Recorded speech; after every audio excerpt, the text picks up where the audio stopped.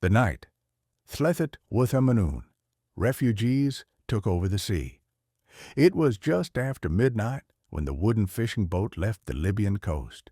No lights, no radio, no flag, just darkness, salt air, and 83 people packed so tightly their knees touched strangers they had never met and might never see again.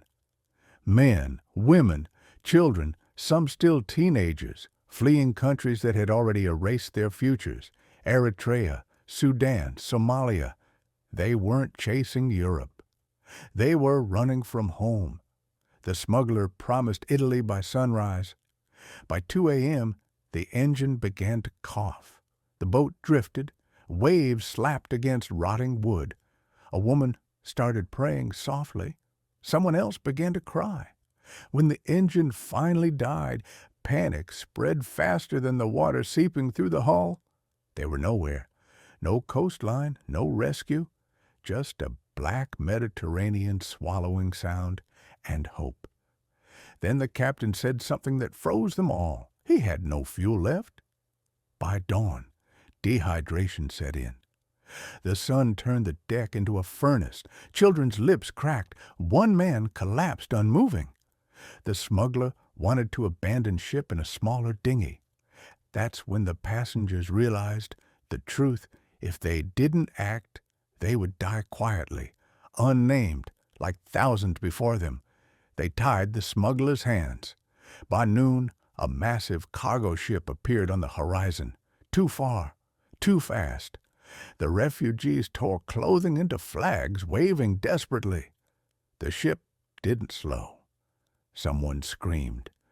Another man climbed the mast and jumped into the sea, swimming straight toward the steel giant. That's when everything changed. The cargo ship stopped. When the captain refused to take them aboard, the refugees did something no one expected. They threatened to sink their own boat. Mothers lifted children toward the waves.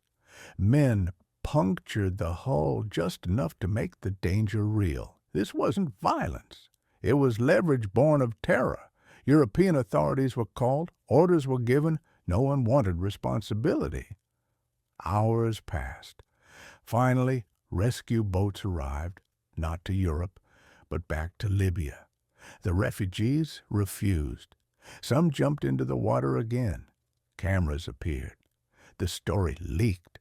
And suddenly, the world was watching. By nightfall, the decision came. The refugees were taken to Italy. Weeks later, half were denied asylum. Some were detained. Others disappeared into the underground economy. But that day at sea changed something. It exposed a truth governments didn't want shown. When survival is the only currency left, even the powerless find a way to negotiate. They didn't hijack a ship. They hijacked indifference,